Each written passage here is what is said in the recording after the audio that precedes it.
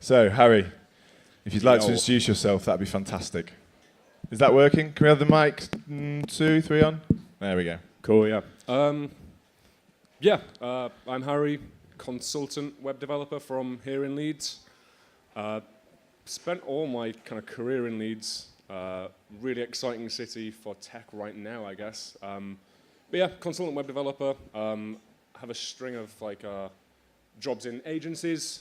Met a bunch of you working with you at agencies in Leeds in the past. Moved to work at Sky. Sorry. Yeah. Does anyone know that Sky is actually in Leeds? Anyone heard? We've got a swear jar now, by the way. Have we really? Yeah. Shit. It's 20 quid a pop. Well, that's how we get the tab going. I might as well just hand the card over. So worked product for a bunch of years at that place. Went consultancy about 2.5 years ago. That's kind of me in a nutshell, I guess. Okay. So before you started the business, before you got into a lot of that kind of stuff, what was your first programming experience? How did you get involved in technology? How did that all begin? It's a really boring story. Everyone's got these romantic, my dad brought home this computer and I had to teach myself to write games because there was only one game available. We didn't even get a computer. I didn't get the internet until I was 15, right? And it was 2005, so I was really behind the curve on that kind of stuff. All my dad brought home was the jaded demeanor of a manual laborer. So I didn't have a nice romantic introduction to tech or computers or anything. Yeah. It wasn't until I was 15 that I got the internet at my house. My bedroom was in the attic as well, so I had a computer. It was a 256 meg of RAM. See, this is what I mean. I talk about 256 meg of RAM. The people out there are we had 1 kilobyte of RAM. So I don't have this romanticized intro. Yeah. But yeah, so I had this crappy computer in my room, which because I was in the attic, the routers at the time just could not get Wi-Fi up there. My father refused to pay for the wiring to get me a wired connection. So my computer in my room didn't have the internet. So when I was learning web development, I was saving a list of part articles onto a USB drive, taking them upstairs and reading them on an offline machine.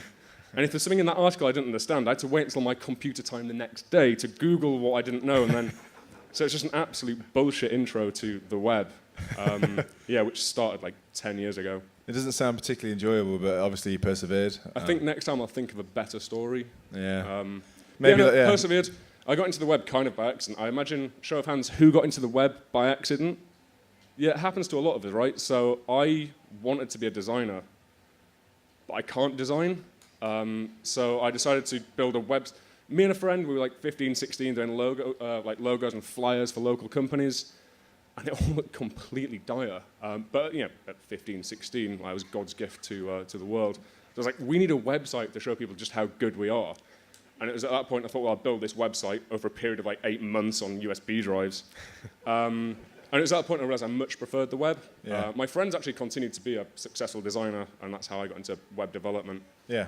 An accidental kind of intro to the web, which is kind of addictive, right? Once you get into it, it's quite hard to leave. So that's why I'm still here, I guess. But your methods have moved on a bit. You don't still go to clients with USB drives full of files. Yeah, no, not anymore. That's good to know. I email everything. Email, yeah. Higher education, obviously, it doesn't really sound like you went down that path in terms of higher education. Cheers, mate. Just stating the obvious, is that? So yeah, obviously. Thank you. Thanks for breaking that deadly silence. No. So at about 17 years old, I realized that I definitely want to be a web developer, and I was fairly certain I could be. My parents, it was all voodoo and black magic for them. They didn't understand what the web was, so they thought, no, you need to go to university because how else are you going to get a job? So my father actually made me apply to 3 universities and 3 jobs, just so that I was on paper giving them kind of equal opportunity. I got offered places at a couple of universities, which I declined because a guy called Tony Jacobs, a few of you will know him, is at Epiphany right now. He gave me my break. I was 17 years old and applied for a job at Sense Internet, rest in peace. And yeah, this guy, I was this like, just fresh out of like sixth form, 17-year-old, way out of my depth in an office in the centre of Leeds, just bricking it, like just completely terrified. I was going to chalk it up to at least a bit of interview experience. Yeah. Tony Tony Jacobs in the interview was like, "Cool, when can you start?" And I was like, "As soon as possible, like as soon as possible." So I took the job, avoided university, which actually worked out in my favour hugely because one of the universities, this is a very indulgent story, I apologise, but one of the universities that offered me a place was Newcastle Uni. And I politely declined. I was like, "Hey, look, you were going to be my first choice, but I've already been offered a job, so kind of don't need you. Thanks anyway, but blah, blah, blah." About 3 months later, I started noticing traffic coming to my site from Newcastle Uni. So I was like, followed it back, analytics followed it back. My site was listed on the recommended reading for the course that I'd just turned down. Imagine how pissed off would you be if you had just dropped $9,000 and the guy says, "Oh yeah, just read this site." Like, it's mine. So yeah, I think it was the right decision. And I mean, show of hands again, who went the sort of classical higher education route into web development? I'm going to go out on a limb and guess that most of what you know about programming, you learn on the job, and uni is more of just a fun experience, right? I guess that's fairly fair to say. So I may have missed out on a chunk of life, but I think as far as my career is concerned, and I would advise most people wanting to get into the web, you do not need a degree. Yeah. We all know, right, the web moves too fast to have a 3-4 year curriculum written in advance. So yeah, you're correct, but I didn't get educated. It wouldn't be a true Hay event if we didn't bash higher education either. It seems to be a theme that continues to grow. So CSS Wizardry, where did that? What kind of crack were you on at the time? I was on cheap West Yorkshire crack. That's the one. I say this jokingly because you've joked about it to me in the past. Today, actually. I regret everything about that Twitter handle, domain name, and now company name. Honestly, genuinely, the reason I bought CSSWizardry.com, I was 17 when I bought it, so I think that gives me a little bit of, gets me off the hook. Yeah. There was just a domain registrar, and I knew a guy who worked there. He was quite a nice dude, and they were running a sale on .com domains. I could get a .com domain for 99 pence, and a hosting account for a year for 39 pounds. So I was like 40 quid all in, do it, CSSWizardry.com, registered, and for a while it just sat there. And the reason I bought CSSWizardry.com, because I just finished reading the book, CSS Mastery, and I was like, can't be bothered thinking of anything for myself. That domain's obviously already taken. What's the next thing I could get? And but it's stuck. It's stuck, and I've got to go and work with clients and say, "Oh yes, I'm the CSS Wizardry guy. It's me." Yeah. Unfortunately, if I could change it, I would. But it's just the domain's 8, 9 years old now. Yeah. Can't really undo it that quickly. I guess some things are easy, like email addresses. Everyone has that first email address, like I don't know, Ginger Ninja 86 or something like that. There you go. But yeah, I guess that's a bit easier to lose than a company name and all that kind of stuff. Yeah, I mean, I always had the option to not register a business called CSS Wizardry Limited. I wasn't going to mention it. That was a decision I only made 2.5 years ago. Felt like you were pretty happy with it at the time. Yeah. My accountant was like, "Are you sure?" And the annoying thing as well, wizardry is actually surprisingly difficult to spell. Yeah, I know. Trying to give out your email address. Just email Harry at Harry Roberts. I'll pick that one up. So day to day, obviously the business is doing well now. You're doing a lot of speaking gigs. You're doing a lot of working with a lot of big clients. What does a typical day look like for you? Who do you work with? What's involved? That kind of stuff. I have 3 types of typical day. A client day would be wherever the client is. I seldom work in Leeds. I've got a couple of great clients right now in Leeds. But for the most part, I work overseas. So a client day would be waking up in whatever time zone. It's quite stressful because I do consultancy and training, which means you don't get the on-ramp of being a freelancer or a contractor that might be there for 6 months. It's basically you're in a boardroom with a bunch of strangers. They're complaining about things and asking you to fix them. So if it's a consultancy gig, a typical day would be, it's a 9 to 5, right? It's essentially a 9 to 5, but it's more a case of, this is wrong, this is wrong, this is wrong, how do we fix it? And I was like, well, I'll have a coffee first, and then we'll talk. So that's like a typical client day. If If it's a workshop, it's actually a bunch more laid back. Like if it's a workshop, it'd be me and a room full of other nerds, and we'll just kick back and like spend 8 hours just hacking on things. And do you have a particular target for this? Or I guess it depends on the requirements of the client, but do you usually have a target, an end goal for that, or do you just want to improve processes? Or for the workshop kind of stuff, it depends. It depends on the budget, of course. There's like off-the-shelf workshops, which is you get what you're given, spend that much, you get this. But there are clients who, General Electric's a really good example, actually. I did like a bespoke workshop for them late last year. And obviously it costs a bunch more money, but it's much more fun for me, really, because it's like, what are your problems? What are you solving? And I'll do a little curriculum around that, and we just hack together, and we just thrash it out for a few days. And at the end of it, it should be a case of you've hopefully all learned the theory. We've started applying it, and it could either be like retrofitting legacy, or it could be setting up new architectures for like greenfield. It's weird. It's all relatively like the same work each time, but inside that same work, there's a lot of variance. That sounds so paradoxical, but you know. Well, no, I guess obviously a lot of companies, particularly large companies, are trying to solve the same problems, but they're obviously very private about it. They're, you know, obviously a lot of the companies also open source a lot of their work, but I guess they're not always so public about some of the problems that are holding them back from deliverables and stuff like that. Oh yeah, for sure. Like nobody ever writes a blog post about how shit their CSS is, or like how bad they are at process. Everybody always open sources and writes about the things they're doing well, or the things they think they're doing well. So you work with a bunch, and no one does a bad job on purpose, right? But every company you go to, the things that are going wrong, something got mishandled like early on, and you're dealing with the fallout for that for like the next 2 years. There's a bunch of different stuff that happens in these companies. And you only ever see the good stuff, right? No one talks about how they did things really badly and how bad they are at their job. Do you have to? I guess a lot of that's getting involved in the politics just as much as getting involved in the tech. You know, a lot of the time, especially in larger companies, there's politics in terms of how people have done things, and trying to change that is obviously a lot harder than just going with the flow. I mean, being a web developer is easy, right? Code is easy, it's proven, it's out there, it's done, it's solved. The worst thing about being a web developer is usually other web developers and people who manage those web developers. I can go into a company and I can just be like, right, this is how you write your CSS, goodbye. Never like that. It's a case of, well, the hiring man, the tech lead wants to use XYZ framework because he saw it on Hacker News.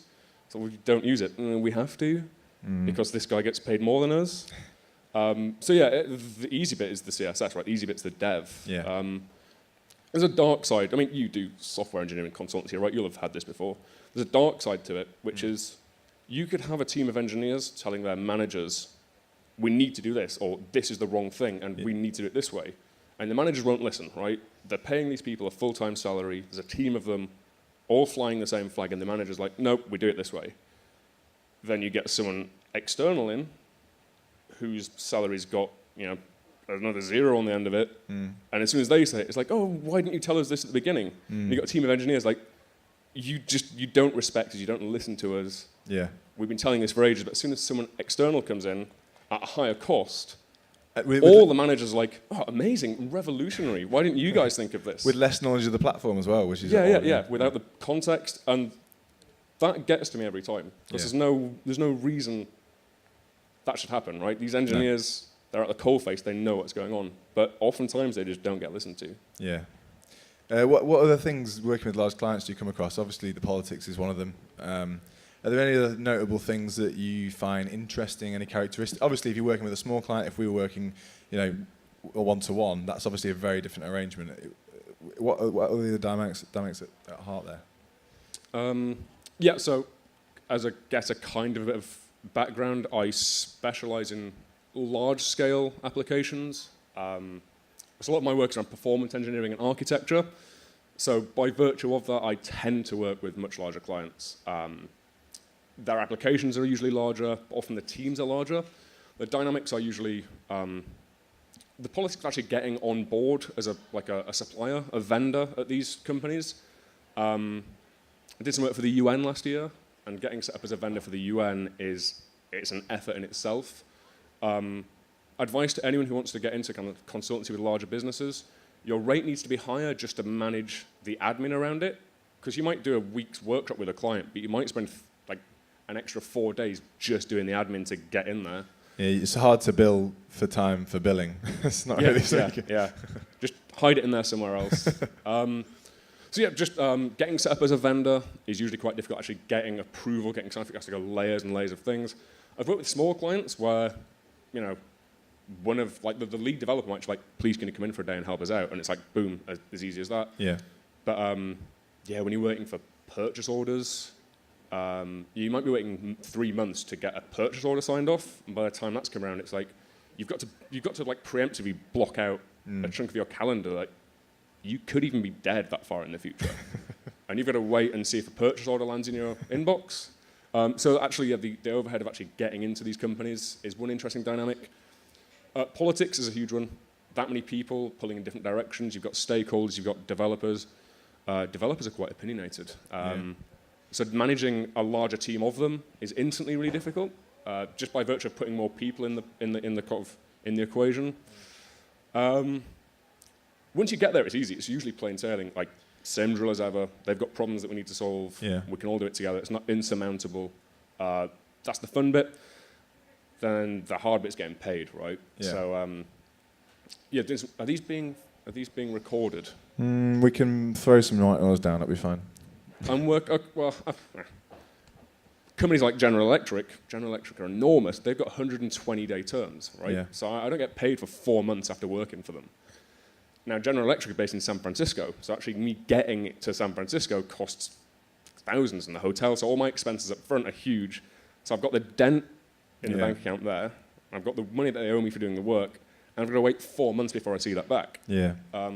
So again, another bit of advice, if you want to work with larger companies, be prepared to wait a long time to get cash out of the back of that engagement. 120 days is a long time. And the worst thing is, I'm just a one-man band, right? I can't say to General Electric's legal team, oh, please can you modify your contract so I get paid soon? I'm like, shut up, 120 days. Yeah, you'll wait and you'll get paid when we pay you. Yeah, so yeah, just slow moving, red tape, bureaucracy. Would you not? Have you ever asked for the expenses and stuff up front, or is that just the hardest thing in the world to obtain? I find this one really hard to explain. When you're dealing with clients of that kind of size, they expect a certain kind of service. I could do it. One could do it for sure. I would be reluctant to say to a client like that, oh, and by the way, because of my cash flow problems, I need to pay me sooner. Yeah. It's a very subjective thing, but I think it feels more professional to be like, yeah. It gets the relationship off to a really strange start, doesn't it, as well, I guess? I don't think it's strange. It's probably stranger doing what I actually do, but it's a very, I don't know, personal, like brand kind of thing. Yeah. That I want to seem like super professional. Like, hey, look, I'll get myself there. Everything's covered. Yeah. You'll get an invoice at the end of it, and then I get paid. Of course, I could say, oh, and by the way, because I'm only a little guy. When you work, I think that's what it is, right? I think I've just kind of worked it out as I've been saying it. You don't want to give the impression that you are that small a company when you're working with a company who's like when you're working with a client who's they employ 300,000 people. Yeah. It's kind of like a branding thing, I guess. Yeah. Can you give me a deposit so I can buy some baked beans? It's not not a good look, is it? Yeah. Exactly. Yeah. So I wouldn't usually ask this question, but we talked about this beforehand, and it's not that bad, don't worry. Nightmare clients. You mentioned one of the points through working with big clients is that sometimes arrangements don't go as to plan, and sometimes maybe things don't work out. Do you want to say any more on that? Yeah. This has been filmed, so I need to really be careful with this one. We can edit. It's fine. Don't want to name and shame anyway. I've been working for myself 2.5 years now, and every single client I've had has been genuinely like a pleasure, no problem clients. I've got this kind of weird thing as well. Every client ultimately becomes a friend. Like I would hang out with them. If I'm back in that country, I would happily email them and go for dinner. I'm very, very, very fortunate. I have been very fortunate. 2 weeks ago, I had my first bad client experience. This is why you mentioned it, because you were like, fucking hell. It seemed quite topical. You were like, any nightmare clients? I was like, oh, now you mention it, there is one. No, it is unfortunate. I was doing some work. I was speaking at a conference in San Francisco about 2-3 weeks ago, and I got 2 inquiries from companies also in San Francisco, and I said, look, if you can wait until this kind of date, I will work for you whilst I'm piggybacking this trip, because then we can split the flight costs 3 ways. First client was General Electric. Legends, tons of fun, really productive, just a generally enjoyable experience. Move on to the second week out in San Francisco, speak at the conference, tons of fun, met a lot of amazing people. And then the next client I'm working with, I'm set to work with them Monday morning. And Friday afternoon, around sort of just after lunch, I emailed this client for the next week. I was like, hey, really excited to come in on Monday. We'd been talking about this engagement for weeks, months even. I was really excited to come in and finally get down to it and get working together, really excited. Can you just let me know what time you want me to turn up? And they replied with, oh, we didn't think you were coming. Right, okay, I am. So what time would you like me to turn up? No, we didn't hear back. Oh, no, yeah. He was like, you didn't confirm with us. Yeah. So I was just quickly checked my emails. I was like, we've got 3 separate confirmations. Got a contract. It's confirmed. He was like, yeah, well, we're busy now, so you can't come in. I was like, well, okay, we can move it. I'm actually here for another few days afterwards. I'll move it. And he's like, that won't work either. And this client just dropped me. Yeah. It's getting a long story now. But they just dropped me a couple of days before I was meant to be out there. So first thing I do, and the first time I've had to do this, send everything to my lawyer. I'm like, tell me where I stand. Yeah. And they're like, morally, you're in the right. Legally, you're in the right. Contract in place. Immediately just submit an invoice for the expenses of the flight and the hotel. Yeah. If you want to go after loss of earnings, we can do that. We have to open a case up and... Gets a bit messy. Get messy from there, I guess, in that sense. Well, messy, but also it's just... Yeah.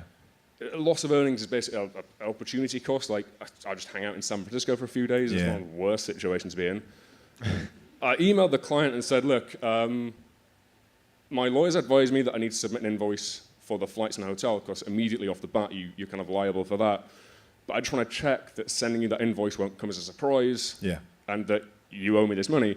And they replied with, yes, well, we'll pay half as a gesture of goodwill so that we can take mutual responsibility for this. I was like, fuck you. Mutual responsibility. And they ended up sending me an email, which was really harshly worded, saying they felt duped. I was like, I'm sorry you feel duped that you've taken thousands out of my bank. It was really awful, just genuinely a bizarre and quite disrespectful situation to be in. There is a moral to this story. It's not just me that's a breakdown in tears. This isn't a support group. There's more to this. One thing this taught me is your contract is your bark. You need to have the bite. I don't have the time or inclination to open a transatlantic lawsuit to get this money back. Yeah. Total losses, about $8,000, which is enough money to be annoying, but not enough money to take up the opportunity cost of going after it, the lawyer fees going after it. Yeah. I can't probably just get a normal lawyer. I'd need someone who's well-versed in international kind of contract law. So even though I'm legally and morally in the right, this client's walked away with it. Yeah. And if anyone is self-employed and you have a contract, good. But make sure you're prepared or willing to back it up, because even if you're in the right, you have to go after it. And you've got to make a decision, is the money worth it? Yeah. So could call that a nightmare client. Sounds like it. A little bit. Yeah. The next question was any important lessons you've learned, but I think we've just ticked that box. So. Well, around what specifically? Around clients? I guess that comes because of the not the smaller business, but I guess because of the fact that you would rather not have the negative energy of chasing that in that way. So are there any other kind of lessons that you've learned around building the business and around running the business? Not necessarily around negative things, are there? Just around running a software consultancy or that kind of thing. I'd like to have an answer off the bat. I probably irresponsibly, I just kind of take each day as it comes. I don't really have a 5-year. I probably should do. Probably shouldn't say this out loud. But I don't really think of it as I don't look back philosophically and think, I learned from this. It's just that was fun. Next. More of that, yeah. There are a bunch of things I could probably retrospectively say I've learned. But unfortunately, I've kind of not got a good answer for that. That's all right. Public speaking. So you've started, you've not started, you've done it for quite a while. How did you get into public speaking? It's not something that people naturally get into.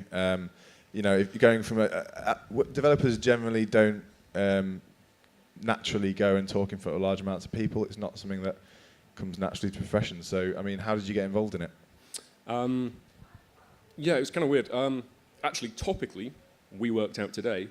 I spoke at the first ever Haystack, which was 3 years ago. Which you got the date right and I got the date wrong. Yeah, well.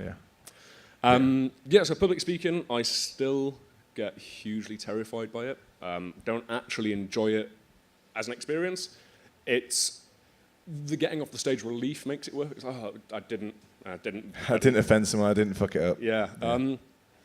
So it's tons of fun. Leads to a lot of opportunity, a lot of travel. If anyone's considering getting into public speaking, it probably will terrify you, but it's definitely worth it. The way I got into it is I'd been blogging for years, right? I registered my domain in 2007, been blogging for since then.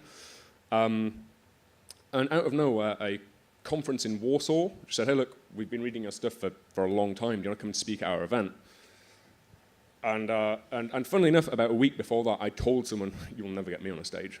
But I've never actually had a serious offer to do so, right? Yeah. I've never put myself in that situation. And yeah, this conference in Warsaw is pretty big, 470 attendees, so kind of like baptism by fire, I guess. Spent a week just mulling it over, and I thought, well, do it once, and if I hate it, I've found out I hate it, I don't need to do it again. That's fucking awesome. Like, I was stressed, mad stress, like horrible, horrible run-up. Afterwards, it's like, that was good fun. So yeah, I got into it 2012, actually. So 2012, around this time, 2012, the same conference has invited me back to speak this year. Okay. So it'd be quite, I feel quite poignant. Nostalgic. Yeah, exactly.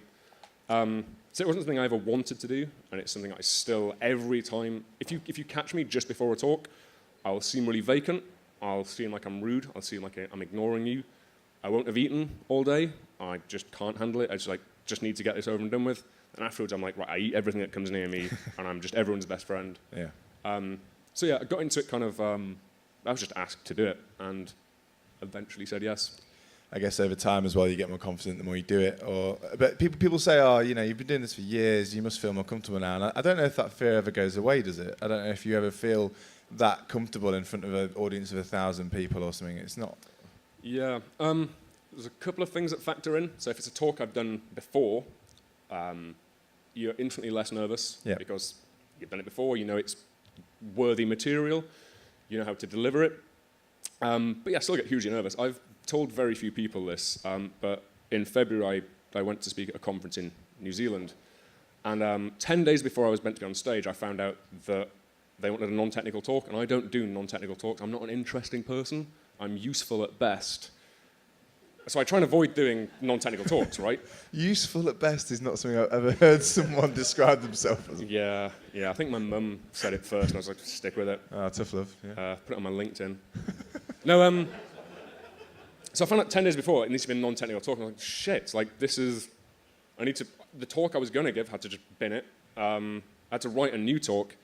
And then they also dropped it on me that there's going to be about 1,000 people in the audience. Now, before this point, the biggest audience I'd spoken to was about 600. Yeah. And I guess after about 500, the heads all become like one massive, just other people. But yeah, on the way out to New Zealand, I had my first ever anxiety attack on a plane. And the worst place you could have an anxiety attack is on a fucking aeroplane, because you can't just nip out and get some air. That was the most nervous I've ever been in my life. Having to do a talk I didn't really want to give to far too many people with very little notice, it just completely fucked me. I was a wreck. So I spent like 8 hours of this 39-hour journey just a mess. Like freaking out. Yeah, it's horrible. Got there, did the talk, got off stage, fucking loved it. I should at this point be able to reconcile that, how do you do this every time, you idiot? Like you're going to be stressed, it's going to be fine, so just avoid the stress bit. Yeah. But I can't seem to convince myself to do that. So yeah, I don't really trust a public speaker who doesn't get nervous. Yeah. Because there's a lot of pressure riding on you.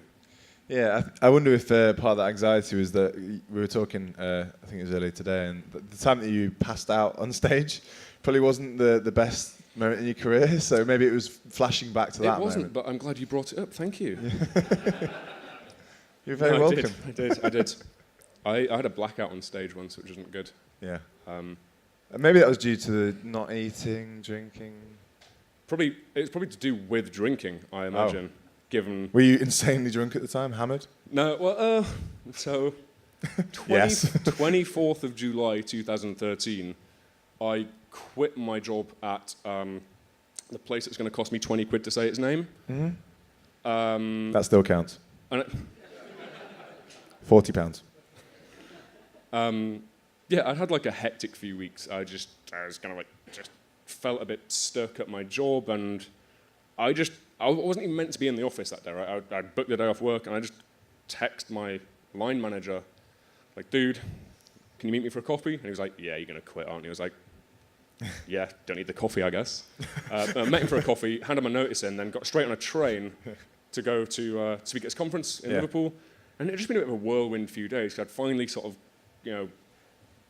got the confidence to just quit. I had nothing to move on to. I didn't have a plan for what was next. I just quit. So I was really stressed, and it was a new talk that I'd never given before, which instantly added to the stress levels. And also, it had just been part of a friend of mine. The conference I was speaking at was like touring the UK. So I've been to a few of them, lots of late nights, very little sleep. I got on stage, and I was like a few like slides into this talk, and I just felt like a bit, just everything slowed down a bit, and I knew something was going wrong. And it was really warm in the room, which didn't help. And I said to the audience, like, I feel like I'm going to pass out. And a few like little giggles, like, oh yeah, it's funny because it's warm. I was like, no, seriously. And then boom, just went. And next thing I woke up in the front row, I was like falling into the front row, and they're like, I just a sea of people looking at me, and I was sweating, and I didn't know where I was, but I was freezing cold, but really warm at the same time. Yeah. So yeah, I think that that's the worst thing that could possibly ever happen to a speaker. And having gone through it, I should definitely stress less. Like, I've done the worst thing. I've done the worst thing I could possibly have done. So yeah, one should stress less now. It doesn't work like that. No. So traveling, obviously you mentioned earlier, traveling, you travel a lot related to the work overseas and speaking. So what's the best part about traveling? Obviously, getting paid to travel the world is pretty sweet. You said it. There you go. But I mean, exploring new cultures is also good, all that kind of shit. But what are the best parts aside from that? Culture and shit is good. Yeah. The best part about traveling, you said it. Like, I am the luckiest guy alive. Like, I get paid to go to somewhere new and do a job that I love. Like, I am the luckiest guy alive, right? It's a fact. But yeah, it's just tons of fun. Like, meeting people is the best thing. Cultures are good, but like, because you've got a lot of good restaurants, and you can Google things like Taj Mahal, so you don't need to actually visit it. Top tip. Don't go to one of the great wonders of the world, just fucking Google it. And if you're in the neck of the woods, you might nip and see the Taj Mahal, but mainly for me, it would be just meeting new people. I'm also real lucky that, not to get too kind of like weird, but being a guy, it's much easier to just travel on your own. It just feels a little safer. So I can go to a new country and I can just tweet, look, I'm in so-and-so city, never been, does anyone want to grab a beer and show me around? Yeah. That's how I basically do my travel. I'm working with a client, but on an evening I'll just find some people who might show me around. Yeah. And that's the best thing for me, just meeting just interesting, fascinating individuals. Like, there's so many people with far more interesting lives than I have. I'll just sit and listen to them. It's probably those kind of things when things go a little bit sour, like we were talking about earlier, that you take it more personally because you know it's a lost opportunity of meeting new people that you or people that you did respect and had relationships with before that have then kind of turned a bit off. Yeah, I mean, it's only happened once, so I can't really no, of course. draw anything from that, look into it too far. But by and large, every person I've ever met has been kind and warm and welcome and opening to me. Yeah. I don't necessarily deserve. I don't not deserve that. Yeah. But the fact that it happens so often just makes me feel very fortunate. It's real nice to kind of. I honestly think that meeting new people is the best thing about traveling. Yeah. Slash the worst, because you've got to say bye to them. It's like, cool, cheers for that. Probably never see you again. But you've had times where they've come back to Leeds and met. Like we've met some people in Leeds where we've gone out with them, and I got a habit of inviting people to my house, and my favourite one. I really hope that they don't watch this video. They were a lovely couple, not Dom and Ed. I was working in Romania, and the kind of the woman I was working directly with, she was the front-end engineering manager. She hired me, she commissioned me to come out and do some training for her team, and she had a husband who was just a legend. He was hilarious, and And they were tons of fun. And every evening after work, they would take me to a new restaurant in Brasov, beautiful city in Romania. And I said to them, like, on the last night, on the Friday, I was like, look, please let me take you out for dinner just to say thanks for being such wonderful hosts. Yeah. And we were a bit drunk, and I did that very English thing where I said, hey, you should come and visit me in England sometime, right? Which basically is English for probably never see you again. And I'm making sure you're aware of that by saying that I will see you again. And they were like, yeah, we might do that, which is also English for, cool, we agree, it's not going to happen, perfect. But in Romania, it's not quite as complex as that, because what that means is we might do is we might do. And they're like, cool, booked flight. I got back to England a few weeks later. Cool, booked flights. We land on the 1st of May. I was like, shh, my house isn't actually big enough for 2 more people. So I had to like go and book them in a hotel. I was like, yeah, you're not going to be staying with me because I didn't think it was actually going to happen. So you're in a hotel now. And yeah, they just came to stay with me for a week, and it was fucking awesome. I met a real nice guy in Belfast. I again tweeted who wants to show me around. This guy showed me a few bars, some good food. And I said to him, again, probably drunk, I was like, dude, come stay with me in Leeds.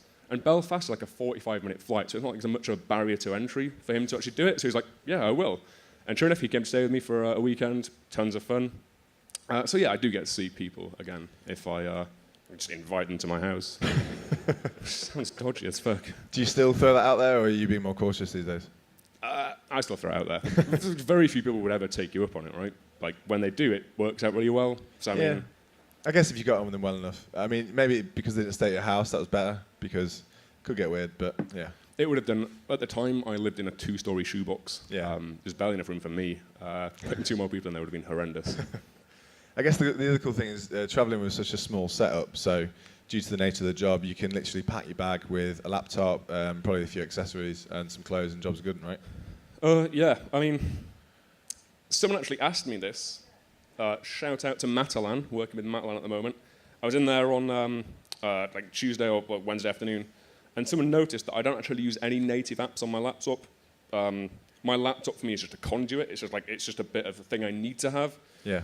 So yeah, I've made sure my setup that I travel with, like work-wise, is basically a laptop that has a command line and the internet, and then a bag full of adapters. So yeah, I would use things like I use Vim because it's ubiquitous, right? It's the silence then. There's absolutely no for me. Anyone else use Vim? Oh, I saw a hand go up. Sweet. We should get a beer. Stay at my house. Yeah, he's got. No, seriously. But it's like that's a conscious choice. I don't use Vim because I'm a hipster. I use it because, well, if a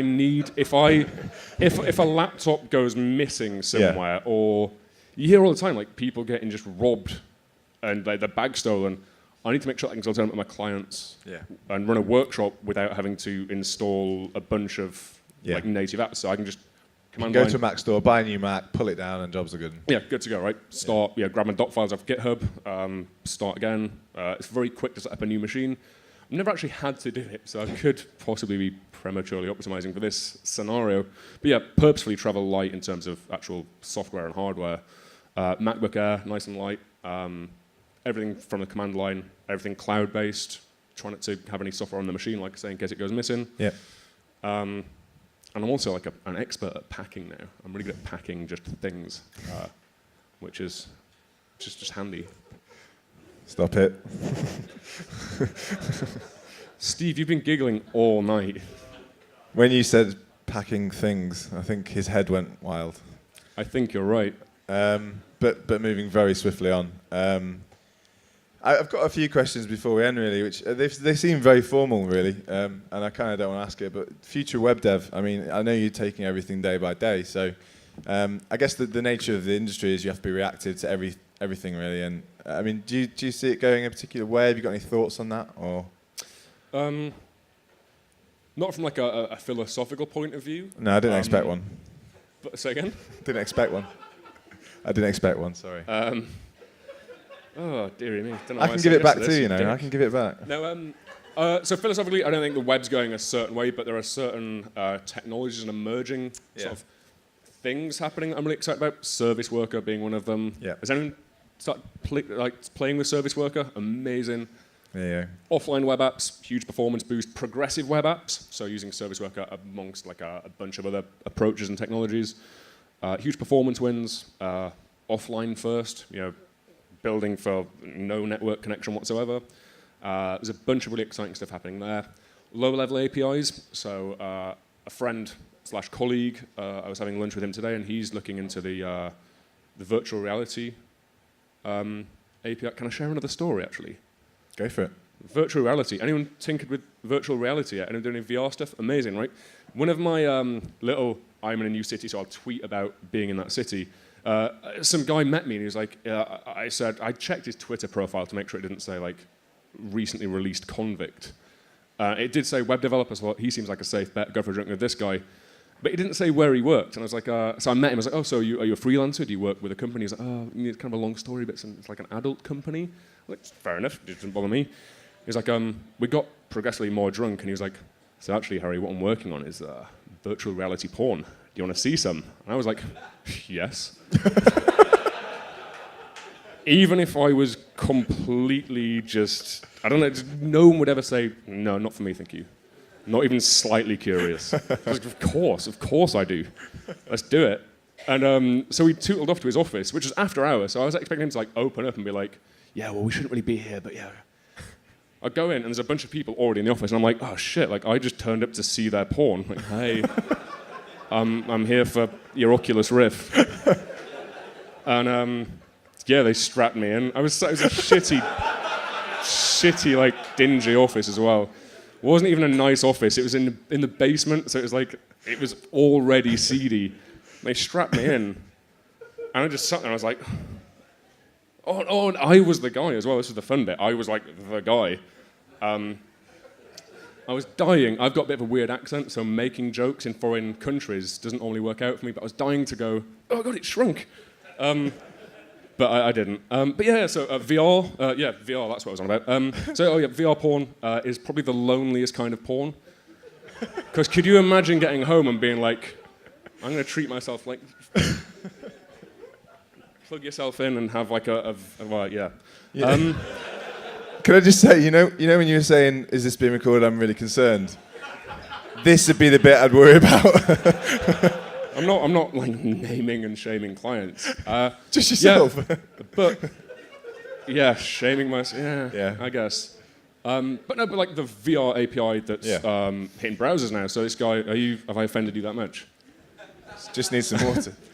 So yeah, the VR API hitting browsers right now. There's tons of stuff around augmented and virtual reality. Yeah. So low-level APIs. The HTML5 audio API. I know we've got Griff in the audience who's done some cool stuff with that. So yeah, I think like philosophically the web's it's going to be around forever. I hope. I want the web to win.